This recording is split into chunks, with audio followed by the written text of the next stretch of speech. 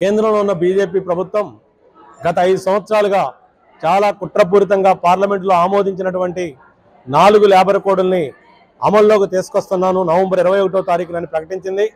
ప్రధానమంత్రి గారు ఈ సందర్భంగా దేశ ప్రజలందరికీ కార్మిక సంక్షేమం కోసం అలాగే సులభతర వ్యాపారం కోసం ఈ 29 కార్మిక చట్టాలని చాలా సులభమైన పద్ధతిలో 4 లేబర్ కోడ్లుగా మార్చామని చెబుతున్నారు.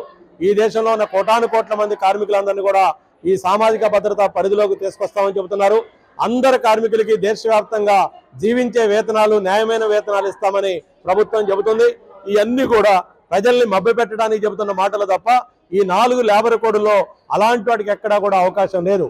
నేతి బీరకాయలో నెయ్యాలంతుందో ఈ లేబర్ కోడ్లో కూడా కార్మిక సంక్షేమం కార్మిక హక్కులు అంతే ఉన్నాయి.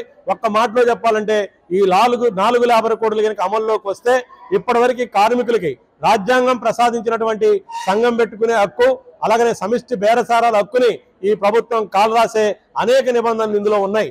అలాగనే వేతనం పేరుతోటి సామాజిక భద్రత పేరుతోటి ప్రతి చట్టంలో కూడా ప్రతి లేబర్ కోడ్లో కూడా కార్మికులకి పరిమితి విధించారు.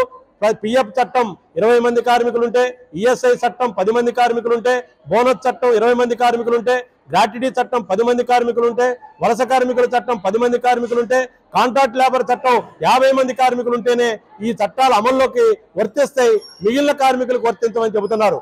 ఈ దేశంలో స్కీమ్ వర్కర్లు, అంగన్వాడీ, ఆశ, మధ్యాహ్న భోజనం, ఐకేపీ ఇలాంటి స్కీముల్లో పనిచేసే 1 కోటి మంది కార్మికులకి ఈ వేతనాల కోడ్లో వాళ్ళ పేరును కూడా ఉచ్చరించకుండా మరి కనీస వేతనాలు ఎలా అమలు చేస్తారో ఈ ప్రభుత్వం చెప్పాల్సిన అవసరం ఉంది. అలాగనే ఇవాళ సామాజిక భద్రత కానీ వృత్తి సంబంధమైనటువంటి రక్షణ కానీ ఈ లేబర్ కోడ్ల్లో లేవు. చివరికి సంఘం పెట్టుకునే హక్కు మీద దాడి ఉంది, సంఘాలను రద్దు చేసే అధికారం ఉంది.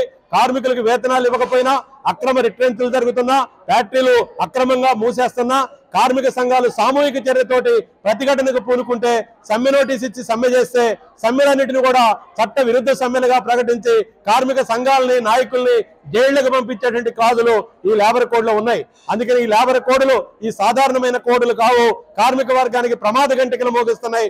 ఈ ప్రమాద గంటికల్ని కార్మిక వర్గం ఐక్యంగా ఎదుర్కోవాలి. 50 కోట్ల మంది కార్మికులకి ప్రాతినిధ్యం వహించే కార్మిక సంఘాలతో చర్చించకుండా ఈ చట్టాలను అమలు చేస్తానంటావు ప్రభుత్వం యొక్క ధైర్యానికి, ప్రభుత్వం యొక్క బెదిరింపులకి ఇది నిదర్శనంగా ఉంది. అందుకనే కార్మిక వర్గం కూడా ఈ చట్టాలన్నీ పోరాటాలతో వచ్చినాయి. ఏ ప్రభుత్వాలు దాన ధర్మాలు చేయలేదు. అందుకని ఈ చట్టాల రద్దు కోసం కార్మిక వర్గం పోరాడిద్ది, కార్మిక వర్గం తమ హక్కుల్ని కాపాడుకుంటది.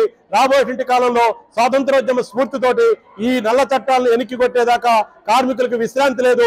రేపు నవంబర్ 26వ తేదీ రోజున దేశవ్యాప్తంగా కార్మిక వర్గం సమైక్య పోరాటాలకు సిద్ధం కావాలని సిఐటి తరపున విజ్ఞప్తి చేస్తున్నాను. చరిత్ర సృష్టించినోడు ఇప్పుడు ఆ చరిత్రని తిరగరాయబోతున్నాడు. అబద్ధాల గోడల్ని బద్దలు కొట్టి నిజాలను రాగా మీ ముందుంచబోతున్నాడు. నిజమైన వార్తల కోసం వెంటనే డౌన్లోడ్ చేసుకోండి రా యాప్ని.